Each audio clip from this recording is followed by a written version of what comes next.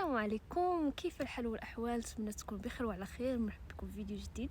هذا الفيديو غيكون عباره عن ستوري تايم. موضوعنا سيداتي سادتي اليوم هو عن السعاده. كيفاش اختي نكون سعيده في حياتي، كيفاش نعيش السعاده، كيفاش نحس براسي انني سعيده. كاين بعض الناس بالنسبه لهم السعاده هي الا وصلوا شي هدف او حققوا شي حاجه تما كيحققوا السعاده ديالهم، وكيوصلوا لديك الحاجه او كيحققوا ديك الحاجه وما كيحسوش بالسعاده. هذه اصلا هي الحياه، وهذا الشيء اصلا اللي كاين في علم النفس. السعاده سيداتي وسادتي الا ما كنتيش كتحسي بها في اللحظه اللي اصلا ما عندكش هذيك الحاجه، ما غاديش تحسي بها الا وصلتي لديك الحاجه. الا ما كنتيش كتحسي بالسعاده في ايامك العاديه فراه ما عمرك غادي تحسيها. كيف قلت، الا غتحسيها في فتره معينه فقط، لان الدوبامين هو اللي كيفرز لينا هرمون السعاده في وقت معين.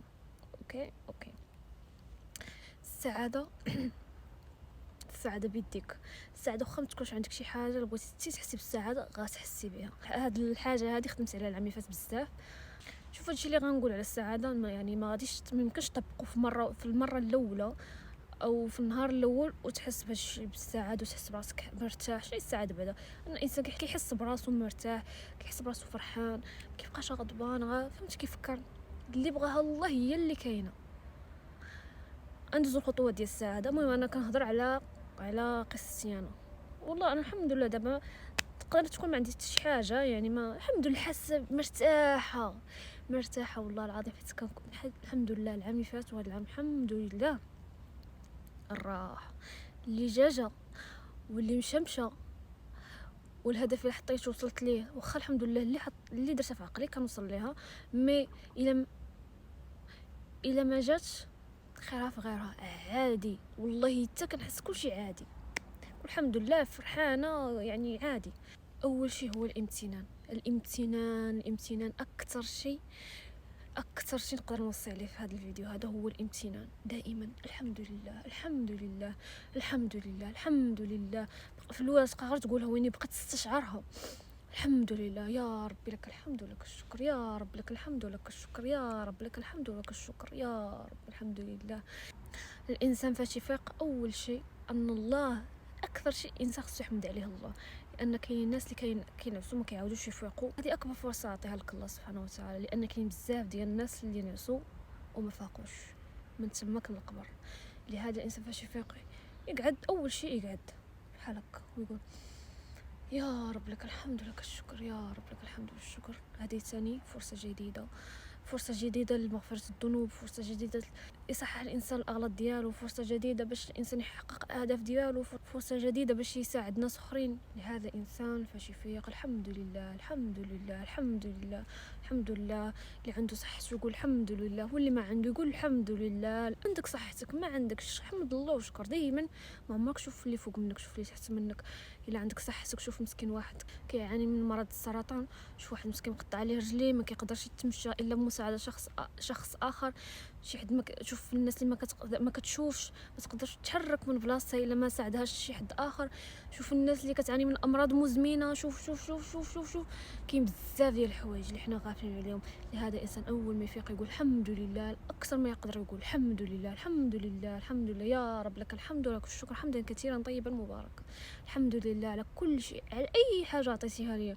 حاشا الله ويعطي الانسان شي حاجه باش يعذبو. هادشي كنقولوا الناس اللي مثلا مريض او عنده مرض مزمن او كيعاني من شي حاجه، حاشا الله واش يكون عذب عباده بهذاك الشيء. هذاك ابتلاء اعطاه لك الله سبحانه وتعالى باش يرفع درجاتك في الجنه. اعطاه لك الله سبحانه وتعالى باش يغفر لك الذنوب قبل الموت. اعطاه لك الله يعلم لاش عاطيك هذاك الابتلاء. ما تفكرش نهائيا ان الله عاطيك هذاك الابتلاء باش يعذبك. انا هضر دابا غير على الامراض، يعني ممكن الانسان يكون كيعاني من نقص المال يمكن يكون مهما كان كتشوف انت انه يعني شي حاجه خايبه. ماشي شي حاجه خايبه ابدا والله العظيم، شي حاجه عندها هذيك الحاجه عندها حكمه معينه وغادي تعرفها، سواء غتعرفها في الدنيا سواء غتعرفها في الاخره. كيف قلت، اذا كانت في الدنيا مثلا الناس اللي كيمتحنهم الله في المال، يعني كياخذ منهم المال او شيء، قدر داك المال يكون سببك بالدخول لجهنم. انت اللي كتشوف ان المال هو السعاده او المال هو اللي غيدير لك شحال من حاجه، تقدر لو كان عندك هذاك المال تقدر دير به شي فاحشه او شي اثم عظيم او شي حاجه ويكون سببك لدخول جهنم. وانت لو خيروك بين المال الكثير او الجنه غتختار الجنه.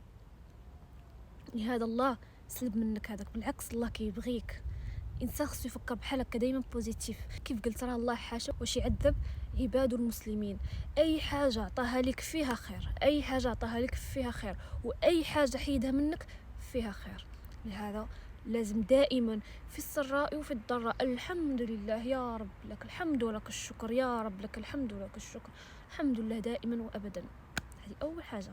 ندوز لثاني حاجه. الحاجه الثانيه قلنا هي هذه بالنسبه للبنات. عرفتوا كيضرني قلبي فاش كنشوف شي بنت ما عندهاش ثقه في النفس، او شي بنت كتكون زوينه كتكون فنه هكا كدير. خصي حنا البنات راه كلنا فناس، راه ما يمكنش، راه خليقه الله سبحانه وتعالى، راه ما يمكنش الله يصيفط للدنيا شي بنيه مفنيوناش مزويوناش. كلنا فنات، كلنا هكا كنشقشقوا. خصي هكا كنديروا. خصي شوف هاد الحاجه اخترعتها راسي، هي الوقوف امام المراه وتكلم مع المراه. المهم واحد النهار كنت نعاود لكم القصه كيف ما هي. واحد النهار المهم كنت فقت من النعاس ودخلت باش ندوش باش نتوضا باش نصلي، وانا داخله ونهز هكا راسي في المرايه، وانا نشوف ديك المرايه، شفت في المرايه وبان لي راسي زوين، وعرفتي ديك البراءه ديك. انا فاش اصلا كنفيق ديك الدريويشه هذيك، فهمتوا انا درويشه. المهم كنفيق راسي ديك هكا وزعما كياسي اختي الكياسه، وضحكني راسي وشفت في المرايه ونقول لي ويلي شاد الزين شاد الفنون. المهم بقيت كنهضر بحال هكا كلشي زوين. عرفتي داك النهار كيفاش داز عندي؟ ما نهمش لكم اوصف اختي. من داك النهار وانا وقت ما فقت وقت ما وقفت قدام داك لافابو باش نتوضا كنبقى على ويلي شاد الزين واش الفنون واش. صراحه الدراري ما عرفتش كيفاش غتحسوا، جربوا ما عليكم. المهم هذه البنات نبصم عليها بالعشره. والله يا اختي لا تحسي بشي حاجه بيرفكت. اختي شكري راسك اختي، ما تسناش يشكرك اختي. عرفي بقيمه الجمال اللي فيك، عرفي اختي بقيمه الجمال اللي فيك، انت راكي زوينه وفنه. هادشي خصك تبقاي تشوفيه وتحمدي الله يا رب، لك الحمد ولك الشكر. حمدي الله. كل وحده فينا عطيها الله شي حاجه. انا راه معروف عليا بالحنيكات، عطيني الله هاد الحنيكات هذوك الله يطمروا لي عليهم. هذه ثاني حاجه. دابا ندوزو لحاجه اخرى. هاد الحاجه هذه حتى هي صراحه مهمه بزاف وكتاثر بزاف. هاد الحاجه هي لونتوراج ديالك، شكون مدوره بك في العائله، في الصحاب، الناس اللي كتشوفيهم بزاف او الناس اللي كتهضري معاهم بزاف.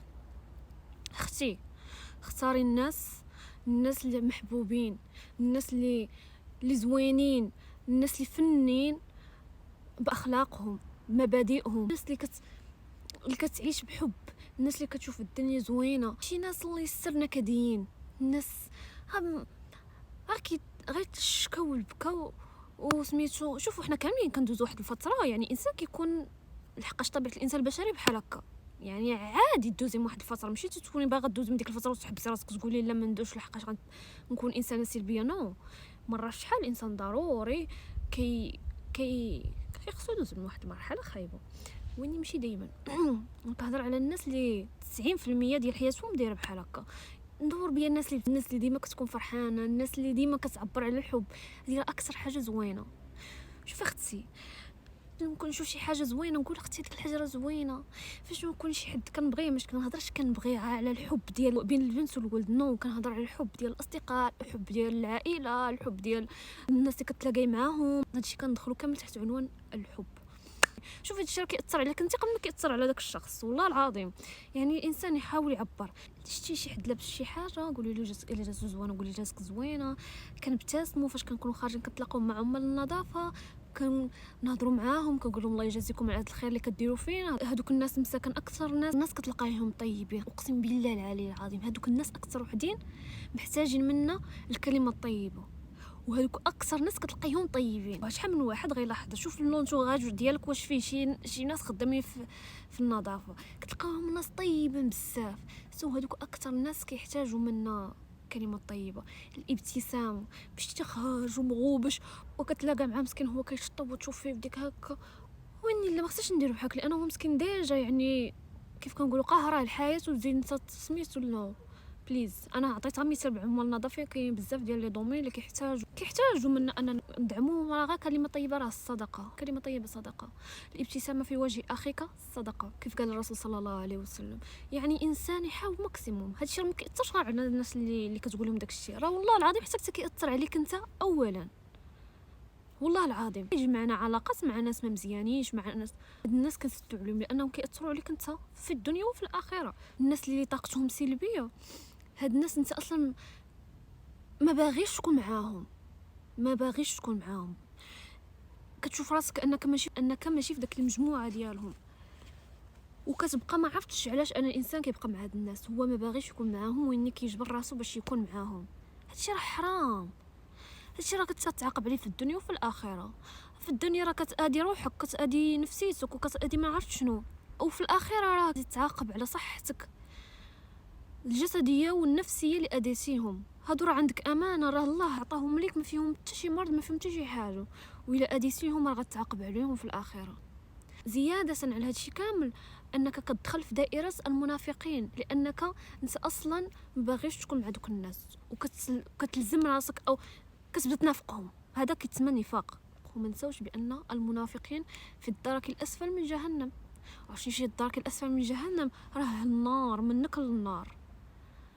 لهذا اختي او خويا، الناس السلبيه ما عندي ما ندير بهم في حياتي.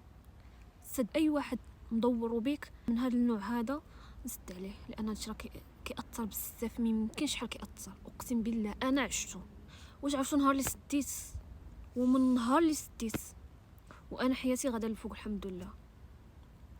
بليز مهما كان هذا الشخص، حتى شي حاجه ما عاطينها لينا الناس. شوف دائما كنقول لها فيديو كنقول غنهضر على موضوع الصدقه، يعني الصدقه اللي كنصدقوا على الناس.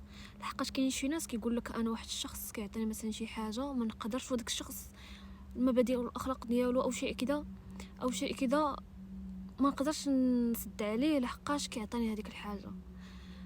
دائما كنقول انا هذا الموضوع غنهضر عليه في فيديو، هذا الموضوع خصني نهضر عليه في فيديو في اقرب وقت. تشوف خويا او اختي، الناس اللي كتصدقوا عليهم او الناس اللي كيتصدقوا علينا حنا راه غير وسيله، لان هذاك الشخص راه هذاك الرزق راه عاطي ليه الله، واش مريض راه ماشي حنا اللي عاطينه ليه. وعرفتوا علاش حنا عطيناه ليه؟ لحقاش حنا محتاجين نعطو ديك الصدقه، لحقاش حنا محتاجين نعطو ديك الصدقه باش الله ييسر لنا واحد الحوايج اخرين. لان لو ما كناش عطينا، ما كنا حنا عطينا داك الشخص ديك الحاجه، ما كانش الله غيسر لنا حتى حنايا حوايجنا. وهذاك الشيء اللي عطينا داك الشخص راه الله هو اللي عاطيه ليه، ماشي حنا عاطيه، حنا راه غير وسيله. وحنا هذيك الوسيله باش كيشوفنا الله كيفاش كنتعاملوا مع دوك الناس. المهم هذا موضوع بوحدو، خلي غنهضر عليه في اقرب وقت ان شاء الله باذن الله. قلت كاينين شي ناس الاخلاق ديالهم او المبادئ او عقليتهم او ما تفقوش معاهم فيها، حنا وياهم كنحسوا كنتاداو، كنحسوا فريمون، كنحسوا اننا كناديو نفوسنا. مي لانه كيدير لي شي حاجه ما نقدرش نتفارق عليه، لانني الا تفارقت عليها شي حاجه ديك الحاجه غتمشي. نو عند صحتي، عند كرامتي، عند نفسيتي، عند حياتي كيتوقف اي حاجه، اي شيء كياديها كنوقفها. ان ديك الحاجه اللي هذاك المقابل كيعطيك داك الشخص راه الله اللي عاطيه لك. الا كان فعلا مازال مكتاب ليك غادي يجيك من عند واحد اخر، والا ما كانش مكتاب ليك غادي يحيدوا لك الله، سوا بقى داك الانسان سوا مشى. ويقدر يكون هذاك الشيء غا كياديك، يقدر الا مشى داك الشيء ومشى داك الشخص تحلوا لك بزاف ديال البيبان. وهذا الشيء وقع ليا، لانه واحد بيرسون فاش مشى تحلوا بزاف ديال البيبان، وكيف قلت حياتي الحمد لله غادا كترتقي، وانا مرتاحه نفسيا وعايشه بحياتي سعيده وعايشه الحمد لله.